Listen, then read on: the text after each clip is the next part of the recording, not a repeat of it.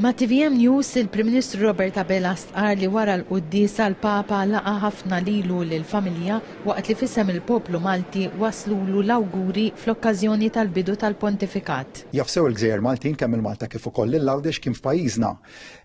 F'diversi okkażjonijiet il-Papa stedintu wkoll biex jiġi f'pajjiżna u nittamaw li dik il-laqgħa tkun tista' tiġi milquha wkoll però nara fih persuna illi se jagħmel ħafna u ħafna ġid lill-Knisja Kattolika. Il-Prim Ministru qal li minn kliem il-Papa fl-omilija laqtu ħafna suġġett tal-għaqda fih dan il-Knisja li qal estendi għal rikonċiljazzjoni mad-dinja kollha.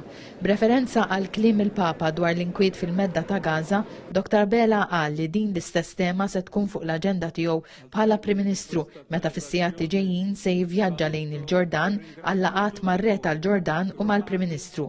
Fid-delegazzjoni tal-Unjoni Ewropea, il-President tal-Parlament Ewropew Roberta Metsola u żewġa Ukko. Dr. Metsola qalet li kien ta' unur tiltaqa' mal-Papa l-Jun 14 li qalet se jkun vuċi b'saħħitha għall-paċi, għall-imħabba u għall-umanità. Fissem l-Arċisqof irrappreżenta lill-Knisja f'Malta fil-Vatikan Patri Leslie Gatt li hu provinċjal tal-Augustinjani f'Malta.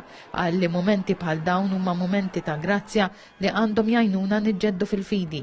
Qal li tara pjazza mimlija luf ta' pellegrini għall-inaugurazzjoni tal-Pontifikat tal-Papa u sinjal sabiħ ta' Knisja fil-fidi u fi Kristu. Moment qawwi ta' fidi għall-Knisja kollha, partikolari anki moment emozjonali anki għalija bħala Agostinjani, ma anki bħala membru tal-Knisja fl-aħħar mill-aħħar, dawn huma momenti ta' grazzja kbira naħseb li għandhom jgħinuna anki niġġeddu fil-fidi. Fuq is-sagrat mal-Kardinali, il-Malti Mario Grech u stmati fil-pjazza kien hemm qrib l-400 Malti, fosthom aktar minn 300 fratell li kienu Ruma u l-Vatikan għal ġublow tal-Fratellanzi.